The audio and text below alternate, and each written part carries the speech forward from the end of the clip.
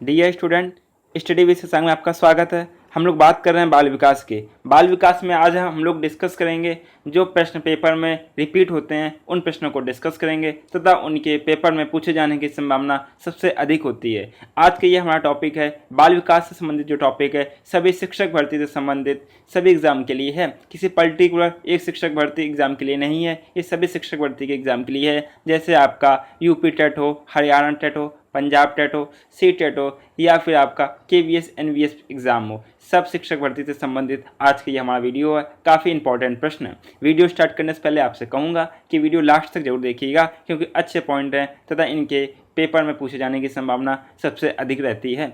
चलिए video start करने से पहले आपसे कहना चाहूँगा कि जिन भाइयों बहनों ने अभी तक चैनल को सब्सक्राइब नहीं किया, जी हाँ, चैनल को सब्सक्राइब कर लें।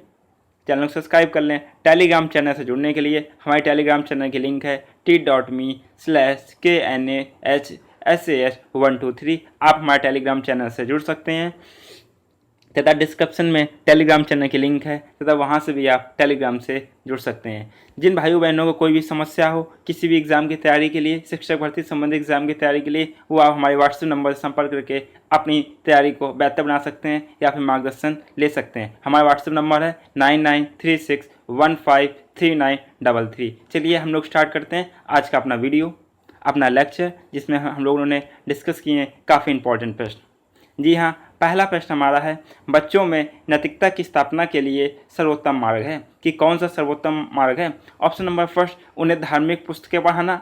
ऑप्शन नंबर सेकेंड, शिक्षा का आदर्श रूप में व्यवहार करना। ऑप्शन नंबर थर्ड, उनका मूल शिक्षा पर मूल्यांकन करना। ऑप्शन नंबर फोर, उन्हें प्रातःकालीन सभा में उपदेश देना। बच्चों में नैतिकता हम लोग कैसे लाएं?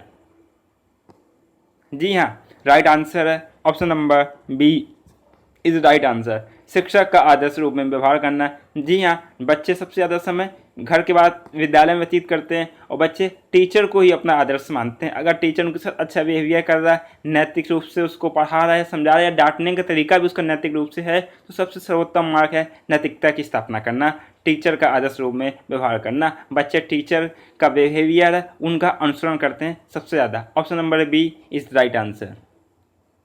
नेक्स्ट प्रश्न को हम लोग डिस्कस कर रहे हैं। जी हाँ, नेक्स्ट प्रश्न है, पियाजे की कौन सी अवस्था का संबंध अमूर्त एवं तार्किक चिंतन से है? जी, ऑप्शन नंबर फर्स्ट, संवेदीगामक अवस्था।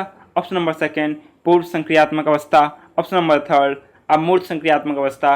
ऑप्शन नंबर फोर, मूर्त संक्रियात्मक अवस्था।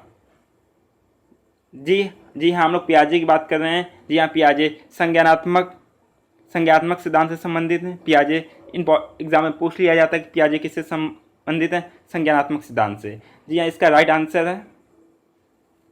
आंसर है ऑप्शन नंबर थर्ड, अमूर्त संक्रियात्मक अवस्था। जी, option number third is right answer.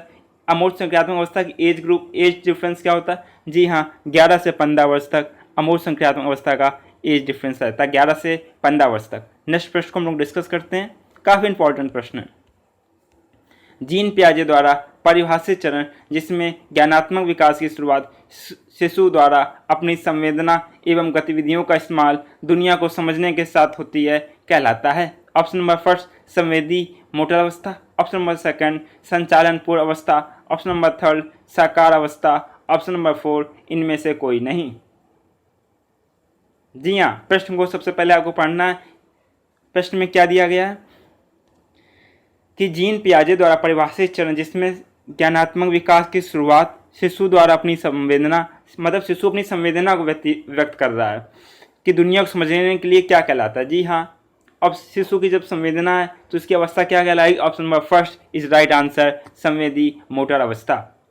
इसमें बच्चे हैं संवेदी, मतलब संवेदात्मक अवस्था रहती है। इसमें बच्चे को खाना नहीं मिलता तो रोने लगते हैं, थोड़ा सी खुशी हंसने लगते हैं, इस तरह की अपनी भावनाओं को प्रदर्शित करते हैं। Option number first is right answer. Next प्रश्न है हमारा, अपने आसपास के वातावरण के साथ सामंजस्य ढालने की क्षमता से बुद्धिमत्ता का संबंध जोड़ने वाला मनोवैज्ञानिक कौन था? जी हाँ, अपने आसपास के वातावरण के साथ सामंजस्य बैठाने की क्षमता से बुद्धिमत्ता का संबंध जोड़ने वाला मनोवैज्ञानिक था। ऑप्शन नंबर फर्स्ट, जीन पियाजे। Option number second, Thorndike. Option number third, Howard Gardner. Option number four, इनमें से कोई नहीं। जी हाँ, हम लोग डिस्कस कर लेते हैं थॉर्नडाइक की। जी हाँ, थॉर्नडाइक व्यवहारवादी सिद्धांत से जुड़े हैं। थॉर्नडाइक ने प्रयास एवं त्रुटि का सिद्धांत दिया। हावर्ड गार्डनर की बात करते हैं। जी हाँ, हावर्ड गार्डनर ने बहुबुद्धि सिद्धांत दिया हावर्ड गार्डनर ने। अब लोग बात करते हैं जीन पियाजे। इन्होंने ही कहा था कि अब बच्चे जो होते हैं, बच्चे अपने आसपास के वातावरण के साथ सामंजस्य बैठाने की क्षमता का संबंध जोड़ने वाला मनोवैज्ञानिक है जीन पियाजे। जी हाँ, option number first is right answer. Option number first is right answer. Jean पियाजे संज्ञानात्मक सिद्धांत से संबंधित हैं। जी हाँ, जीन पियाजे संज्ञानात्मक सिद्धांत से संबंधित हैं। थॉर्नडाइक व्यवहारवादी सिद्धांत से संबंधित हैं। इन्होंने प्रयास एवं त्रुटि का सिद्धांत दिया। Option number C, Howard Gardner की बात करते हैं। हावर्ड गार्डनर ने बहुबुद्धि सिद्धांत दिया। नेक्स्ट प्रश्न की हम लोग डिस्कस करते हैं। जी हाँ, लॉरेंस कोहलबर्ग विकास के क्षेत्र में शोध के लिए जाने जाते हैं। लॉरेंस कोहलबर्ग ने कौन से क्षेत्र में काम किया, प्रश्न पूछने का ये उद्देश्य है। ऑप्शन नंबर फर्स्ट संज्ञानात्मक, ऑप्शन नंबर सेकंड शारीरिक, ऑप्शन नंबर थर्ड नैतिक, ऑप्शन नंबर फोर गामक। जी हाँ, लॉरेंस कोहलबर्ग ने नैतिक क्षेत्र के लिए जाने जाते हैं या फिर नैतिक के क्षेत्र में शोध के लिए जाने जाते हैं। Option number third is right answer. जी हाँ, option number third is right answer. Next प्रश्न हमारा, तर्क, जिज्ञासा तथा निरीक्षण शक्ति का विकास होता है। ऑप्शन नंबर फर्स्ट 6 वर्ष की आयु में, ऑप्शन नंबर सेकेंड 8 वर्ष की आयु में, ऑप्शन नंबर थर्ड 11 वर्ष की आयु में, ऑप्शन नंबर फोर्थ 15 वर्ष की आयु में। तर्क, जिज्ञासा तथा निरीक्षण की शक्ति बालक में कब आ जाती है? जी हाँ, option number third is right answer, 11 वर्ष की आयु में। 11 वर्ष की आयु में कौन सी अवस्था बालक की होती है? जी हाँ, 11 वर्ष की आयु में बालक की अवस्था का नाम बताइए। जी हाँ, 11 वर्ष की अवस्था में बालक की औपचारिक संक्रियात्मक अवस्था का प्रारंभ हो जाता है। औपचारिक संक्रियात्मक अवस्था का प्रारंभ हो जाता है 11 वर्ष की आयु में। नेक्स्ट प्रश्न हमारा, पियाजे के विकास की अवस्थाओं में संवेदी गामक अवस्था समायोजित करता है। ऑप्शन नंबर फर्स्ट या फिर इसका मतलब है कि संवेदी गामक अवस्था में कौन कौन सी चीज़ें का वर्णन होता है या फिर कौन कौन सी चीज़ें उसमें क्रियाकलाप उपस्थित होते हैं। ऑप्शन नंबर फर्स्ट अनुकरण, स्मृति एवं मानसिक प्रस्तुतिकरण। ऑप्शन नंबर सेकंड विकल्पों की व्याख्या एवं विश्लेषण करने की क्षमता। ऑप्शन नंबर थर्ड तार्किक रूप से समस्या के समाधान की क्षमता। ऑप्शन नंबर फोर सामाजिक मुद्दों से सरोकार। जी हाँ, संवेदी गामक अवस्था में बच्चे की उम्र 2 वर्ष तक होती है, 0 से 2 वर्ष तक। इसमें बच्चे अनुकरण करके सीखते हैं, स्मृति व मानसिक प्रस्तुतिकरण। Option number first is right answer. जी हाँ, option number first is right answer. अनुकरण स्मृति के द्वारा तथा मानसिक प्रस्तुतिकरण। मानसिक प्रस्तुतिकरण का मतलब है कि बच्चे को भूख लगती है तो रोने लगता है, इस तरह का क्रियाकलाप करता है। Option number first is right answer. Next प्रश्न हमारा, पियाजे के अनुसार मूर्त संक्रियाओं का स्तर किस अवधि में घटित होता है? ऑप्शन नंबर फर्स्ट मूर्त अवस्था का एज डिफरेंस या फिर समय काल पूछा गया। ऑप्शन नंबर फर्स्ट जन्म से 2 वर्ष तक। ऑप्शन नंबर सेकेंड 2 से 7 वर्ष तक। ऑप्शन नंबर थर्ड 7 से 11 वर्ष तक। ऑप्शन नंबर फोर 11 से 15 वर्ष तक।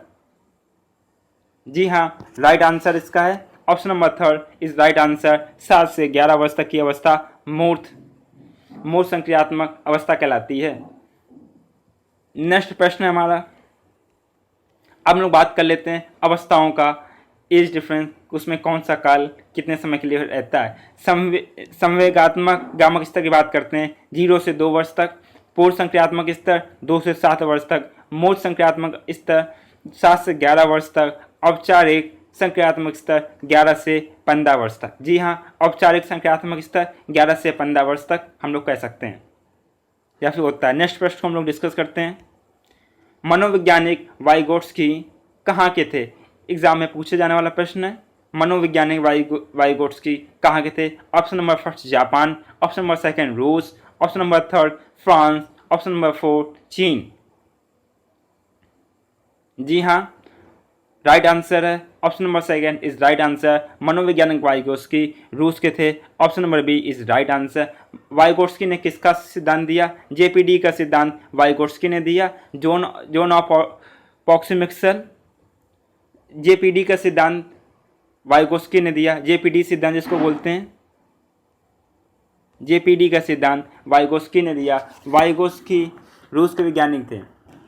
और JPD का फुल फॉर्म होता है जोन ऑफ प्रॉक्सिमिक्सल डेवलपमेंट। जी हाँ, जोन ऑफ प्रॉक्सिमिक्सल डेवलपमेंट। इन्होंने सामाजिक अंतःक्रिया का सिद्धांत भी दिया। इन्होंने समाज से संबंधित सिद्धांत दिए कि बालक जो कुछ भी सीखता है समाज के द्वारा सीखता है या समाज से अंतःक्रिया द्वारा सीखता है। इन्होंने वाइगोत्स्की ने सिद्धांत दिया। नेक्स्ट प्रश्न को हम लोग डिस्कस कर रहे हैं। JPD का full form zone of proximal development. Next प्रश्न है, समायोजन से तात्पर्य स्वयं का विभिन्न परिस्थितियों में अनुकूलन करना है ताकि संतुष्ट किया जा सके। ऑप्शन नंबर फर्स्ट दूसरों को, ऑप्शन नंबर सेकंड प्रेरकों को, ऑप्शन नंबर थर्ड उद्देश्यों को, ऑप्शन नंबर फोर आवश्यकताओं को। जी हाँ, समायोजन से तात्पर्य है option number D is right answer, अपनी आवश्यकताओं को संतुष्ट किया जा सके। Option number 4 is right answer. आप लोग प्रश्नों को देख रहे होंगे, विभिन्न राज्यों से संबंधित ये प्रश्न है, इनके रिपीट होने की प्रश्न की संभावना सबसे अधिक रहती है। कि जरूरी नहीं है ये प्रश्न यहाँ पूछा गया है केवल इसी राज्य में ये प्रश्न पूछा जाएगा, बिल्कुल भी नहीं है, प्रश्न रिपीट होते हैं। नेक्स्ट प्रश्न को हम लोग डिस्कस कर रहे हैं। वाइगोत्स्की ने बाल विकास के बारे में कहा है कि ऑप्शन नंबर फर्स्ट यह संस्कारों की अनुवांशिकी के कारण होता है। ऑप्शन नंबर सेकंड यह सामाजिक अंतःक्रियाओं का उत्पाद होता है। ऑप्शन नंबर थर्ड औपचारिक शिक्षा का उत्पाद होता है। ऑप्शन नंबर 4 यह समावेशन और समायोजन का परिणाम है। जी हाँ, वाइगोत्स्की ने बाल विकास के बारे में कहा यह सामाजिक अंतःक्रिया का उत्पाद होता है। अभी हम लोग ने अभी डिस्कस भी किया था वाइगोत्स्की के बारे में। Option number B is right answer. Next प्रश्न हमारा, घटना और वस्तुओं के बारे में एक बच्चा तार्किक रूप से सोच सकता है, पियाजे के चरणों का संबंध में से सही कथन है। ऑप्शन नंबर फर्स्ट सेंसरी तंत्रिका तंत्र, ऑप्शन नंबर सेकंड प्रारंभिक संचालन प्रक्रिया, ऑप्शन नंबर थर्ड मूर्त संचालन प्रक्रिया, ऑप्शन नंबर 4 औपचारिक संचालन प्रक्रिया। कौन सा ऑप्शन सही है? जी हाँ, कौन सा ऑप्शन सही है बताइए। जी हाँ, राइट आंसर है option number third is right answer, मूर्त संचालन प्रक्रिया। Option number third is right answer. Age होती है 7 से 11 वर्ष तक। जी हाँ, 7 से 11 वर्ष की अवस्था मूर्त संचालन अवस्था कहलाती है या फिर मूर्त संचालन प्रक्रिया कह सकते हैं। नेक्स्ट प्रश्न है हमारा, वस्तुओं को क्रम से लगाने की क्षमता बालक में विकसित होती है। ऑप्शन नंबर फर्स्ट इंद्रिय गतिक अवस्था में, ऑप्शन नंबर सेकंड पूर्व क्रिया अवस्था में, ऑप्शन नंबर थर्ड मूर्त क्रिया अवस्था में, ऑप्शन नंबर 4 औपचारिक क्रिया अवस्था में। जी हाँ, वस्तुएं क्रम से कब लगाने की क्षमता विकसित हो जाती है? जी हाँ, ये क्रिया हो जाती है option number third is right answer, मूर्त क्रिया अवस्था में। जी हाँ, मूर्त क्रिया अवस्था की एज डिफरेंस ये आपको कमेंट बॉक्स में बताना है। इसको हम लोग डिस्कस भी कर चुके हैं लास्ट प्रश्नों में।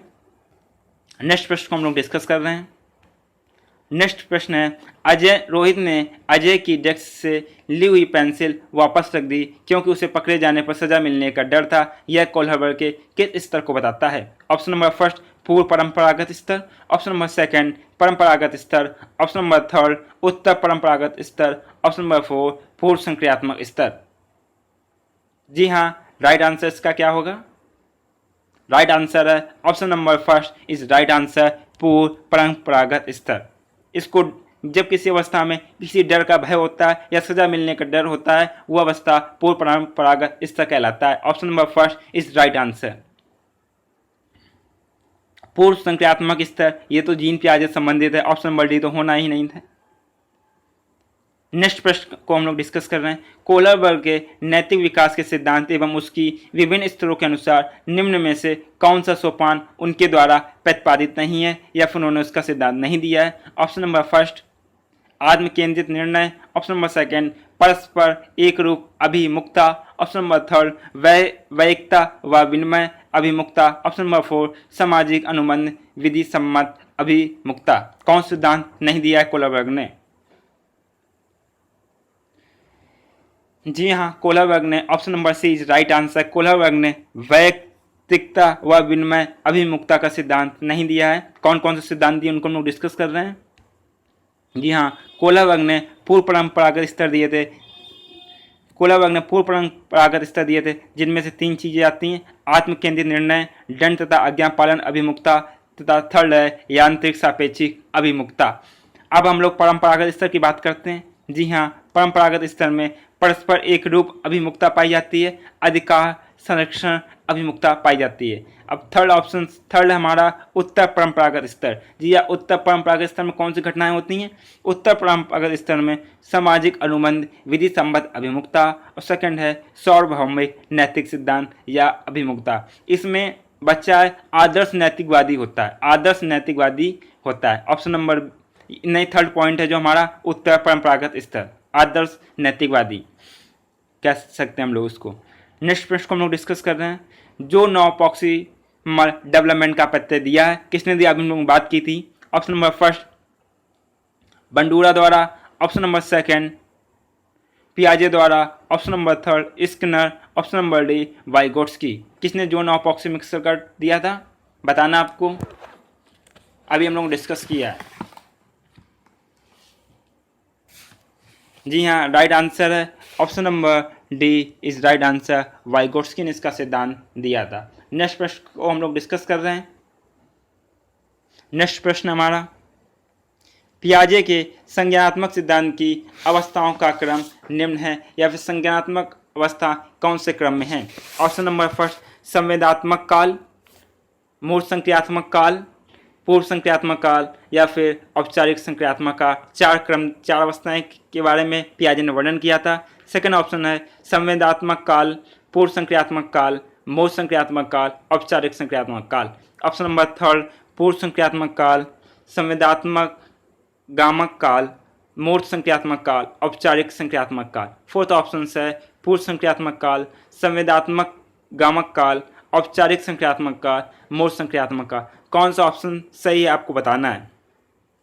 जी यहाँ पियाजे की हम लोग बात कर रहे हैं। ये पियाजे ने बताया था। सबसे पहले बच्चा इंद्रियगामक काल भी कहते हैं, सबसे पहली अवस्था इंद्रियगामक या संवेगात्मक काल। जी हाँ, संवेगात्मक काल हम लोग देखते हैं ऑप्शंस में। ऑप्शन में संवेगात्मक काल ऑप्शन नंबर ए और बी में दिया गया है। इसका मतलब हमने ए बी सी और डी को छोड़ दिया, ए बी को हम ले रहे हैं। उसके बाद दिया था पियाजे ने पूर्व संक्रियात्मक काल। जी हाँ, पूर्व संक्रियात्मक काल 207 वर्ष की, जबकि ऑप्शन नंबर ए में दिया गया मूर्त संक्रियात्मक काल। जी नहीं, उसके बाद पूर्व संक्रियात्मक काल आता है, उसके बाद मूर्त संक्रियात्मक काल, फिर औपचारिक संक्रियात्मक काल। Option number B is right answer. जी हाँ, ऑप्शन नंबर बी हमारा राइट है। संवेदात्मक गामक काल, पूर्व संक्रियात्मक काल की अवस्था 207 वर्ष तक, मूर्त संक्रियात्मक काल की अवस्था 7 से 11 वर्ष तक, औपचारिक संक्रियात्मक काल की अवस्था 11 से 14 वर्ष तक होती है। जी हाँ, नेक्स्ट प्रश्न हमारा, पियाजे के संज्ञानात्मक विकास के 4 चरणों में से कौन सा शामिल नहीं है, कौन सा सम्मिलित नहीं है? ऑप्शन नंबर फर्स्ट इंद्रियगामक अवस्था, ऑप्शन नंबर सेकंड पूर्व संक्रियात्मक अवस्था, ऑप्शन नंबर थर्ड उत्तर संक्रियात्मक अवस्था, ऑप्शन नंबर 4 अमूर्त संक्रियात्मक अवस्था। जी हाँ, कौन सा शामिल नहीं है आपको बताना है। जी हाँ, राइट आंसर है ऑप्शन नंबर सी उत्तर संक्रियात्मक अवस्था। ये कोई अवस्था नहीं होती है। Option number C is right answer. Next प्रश्न हमारा, जी हाँ, इतने ही प्रश्न से आज हम लोगों ने डिस्कस किए काफ़ी बेहतरीन प्रश्न। ये प्रश्न संबंधित थे पियाजे, कोहलरबर्ग, वाइगोट्स्की, इन सब से संबंधित ये प्रश्न थे। इनके रिपीट होने की संभावना सबसे सर्वाधिक होती है। जी हाँ, आप इन जो भी कॉन्सेप्ट है कॉपी में नोट डाउन कर लीजिएगा। नेक्स्ट लेक्चर में हम लोग नए टॉपिक पर बात करेंगे। आपसे कहना चाहूँगा, जिन भाइयों बहनों ने अभी तक चैनल को सब्सक्राइब ना किया हो, चैनल को सब्सक्राइब जरूर कर लीजिएगा, बेल आइकन प्रेस कर दीजिएगा, जिससे कोई भी नोटिफिकेशन आप तक अति शीघ्र पहुँच सके। जी हाँ, अति शीघ्र नोटिफिकेशन आप तक पहुँच सके। आपसे कहना चाहूँगा कि वीडियो अच्छा लगे तो उसको लाइक कीजिएगा, तो शेयर जरूर कीजिएगा। आप किसी माध्यम से कर सकते हैं, फेसबुक के माध्यम से, व्हाट्सएप के माध्यम से, या फिर और किसी माध्यम से शेयर कर सकते हैं। जी हाँ, शेयर आपको करना है। नेक्स्ट लेक्चर में आपसे मुलाकात होगी। जी हाँ, बहुत बहुत धन्यवाद। नमस्कार दोस्तों।